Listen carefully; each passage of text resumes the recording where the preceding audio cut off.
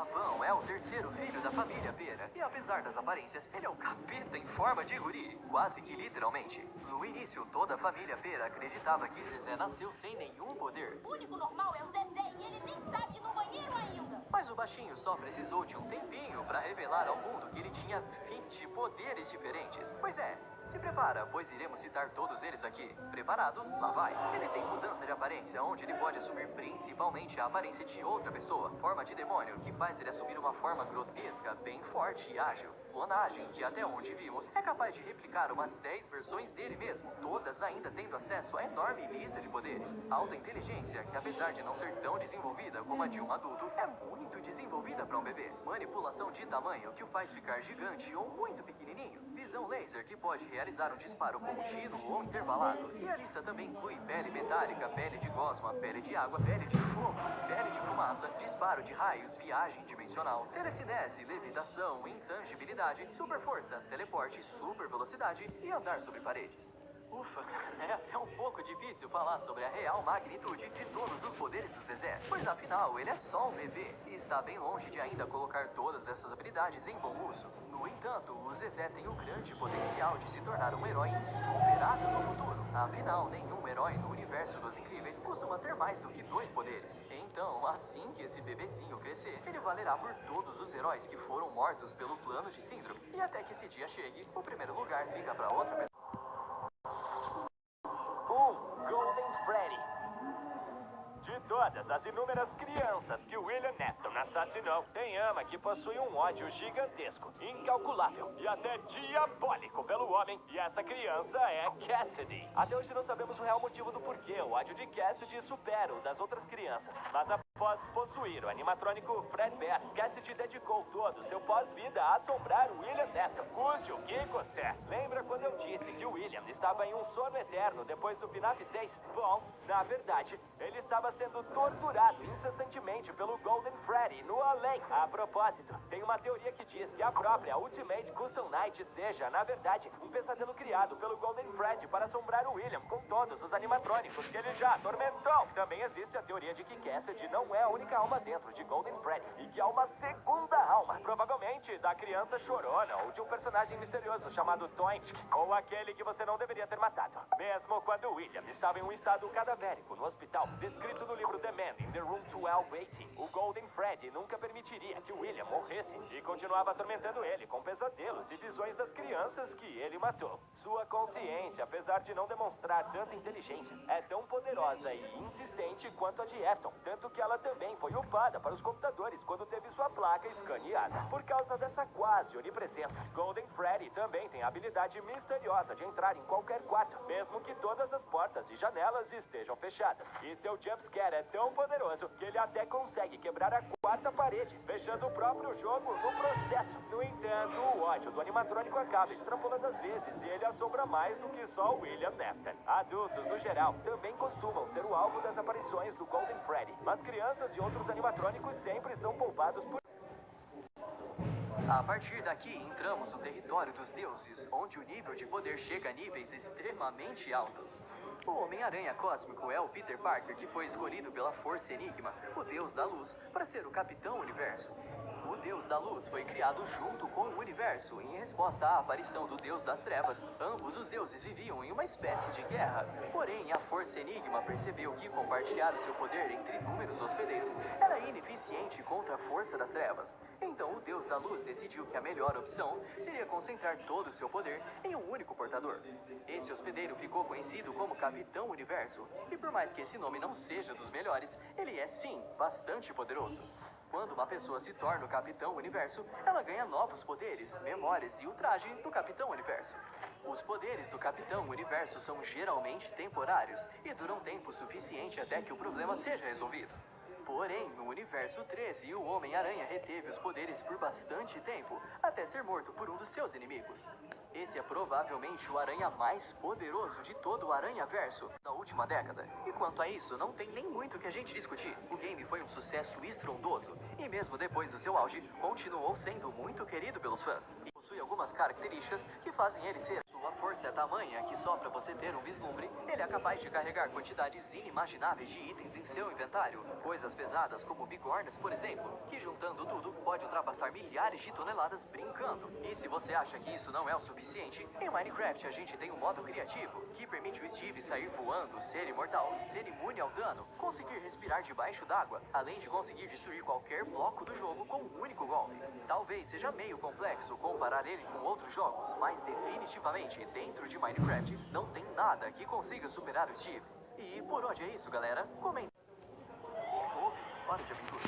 Não tem muita coisa que a gente saiba sobre o Golbe, mas uma forma fácil de explicar o nível em que ele está é dizendo que perto dele o Lich é fichinha. Ele é a personificação do caos, uma entidade malevolente que representa a espalha desordem pelo multiverso, existindo além do tempo e do próprio multiverso. O bicho tem presença, não dá pra negar.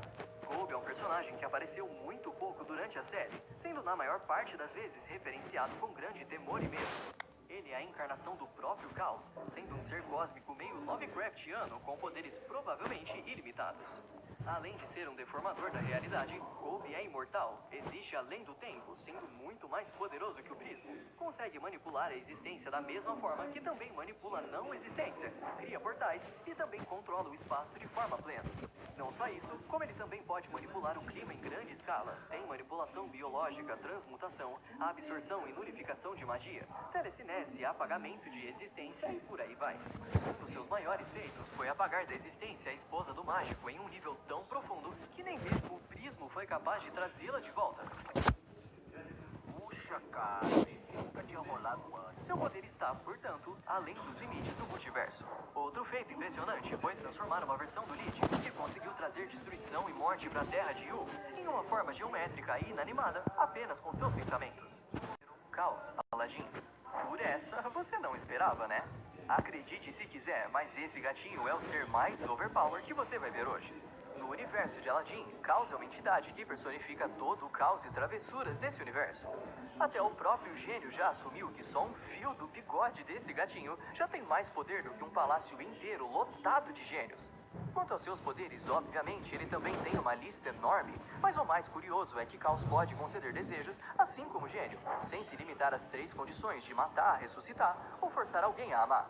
Só que o que torna ele realmente apelão é o fato dele ser capaz de conceder desejos para ele mesmo e não estar preso a lâmpada nenhuma. Então, jogando de fato, é só pegar um gênio, multiplicar ele por 1000, tirar as suas limitações e você vai ter algo ainda abaixo do que o caos representa. Por ser a personificação da desordem, esse gatinho pode mexer com a realidade como bem quiser e nem vai sofrer as consequências dos seus próprios atos. Toda a sua onipotência foi demonstrada em uma lista humilde de poderes na série, incluindo inteligência sobre-humana, invisibilidade, capacidade de voar, manipulação de tamanho, abrir portais, criar versões malignas de outros seres e transformação onipotente. Isto é, pode transformar pessoas em animais, objetos, em outras pessoas, e por aí vai. Os poderes mágicos do caos são tamanhos que, em alguns momentos, ele mesmo se surpreende com o que é capaz de fazer. Na série até é dito que Caos é, na verdade, o terceiro personagem mais poderoso de todo o verso de Aladdin, com o primeiro mais poderoso provavelmente sendo a entidade conhecida como Fate, e em segundo o ser chamado Ethereal. No entanto, Featherin Augustus Aurora, o Mineco.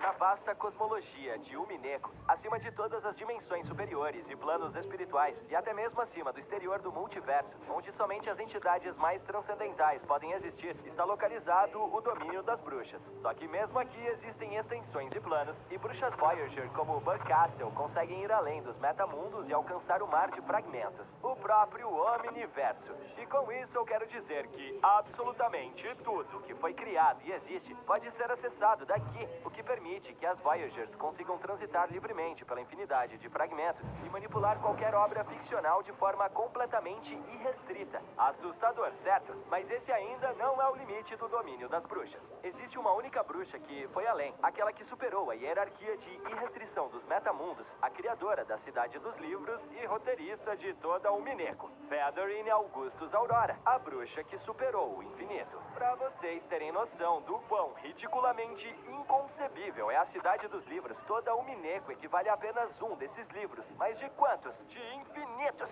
Sendo que todos eles são escritos pessoalmente por Featherin. Não satisfeito em ser uma divindade absoluta para infinitas histórias originais, a fixação por poder e controle de Featherin a fez desafiar o abismo hierárquico infinito. E assim, a bruxa resolveu adentrar no plano proibido, o plano do Criador. Nem mesmo Featherin conseguiu conceitualizar ou referenciar aquilo que viu, e percebendo que perderia seu próprio significado e sua existência, a bruxa desce de seu plano imediatamente. Mas mesmo que ela tenha apenas tocado seu plano e não residido, a criadora de Umineco foi dizimada da realidade. No entanto, morrer nunca foi um problema para Featherin, que já chegou a se matar em inúmeros contos de sua biblioteca só pelo drama do roteiro. Então, após reviver mais uma vez, agora com a verdadeira onisciência, Featherin percebeu que mesmo ela era apenas uma personagem fictícia no roteiro de alguém, uma representação de seu próprio autor e criador. Indignada, mas agora com a verdadeira onipotência em suas mãos, Featherin realizou seu primeiro de muitos atos a partir do seu livre-arbítrio, que foi se redesenhar à sua própria vontade. E como uma bruxa em Umineco consegue manipular de forma irrestrita o plano que ela alcança, Featherin conseguiu blindar toda a Umineco, assim como toda a Cidade dos Livros do plano que estava acima dela. Agora, nem mesmo seu autor poderia mais influenciar a obra, pois os roteiros e manipulações da Bruxa Infinita passaram a ter o vetor da realidade sobre ficção, fazendo ela assumir de verdade todo o roteiro de Umineco ou qualquer outra obra que ela queira. As bruxas dizem que Featherin se tornou uma creator, o que tem sua parcela de verdade, afinal, ela pode residir no plano dessa entidade quando bem entender. Mas a Bruxa Infinita é egocêntrica e narcisista demais para fazer o sacrifício necessário para habitar o plano proibido, que é abdicar de tudo para obter e se tornar tudo em um com o Creator. Então, para jamais cruzar novamente essa camada, Featherin decidiu limitar sua onipotência por vontade própria, se sujeitando à hierarquia de Creator, mesmo que ele não pudesse mais a restringir. Então, se fosse para dar uma posição ao próprio The Creator, sem sombra de dúvidas, ele estaria na posição 0, porque do mesmo jeito que Deus está para a humanidade, The Creator está para toda a ficção.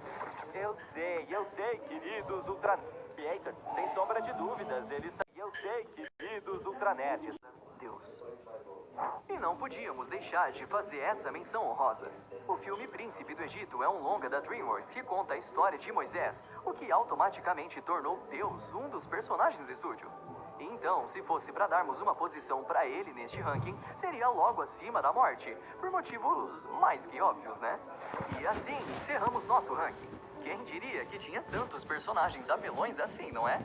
E olha que não incluímos todos aqui. Então, se você quiser que façamos uma parte do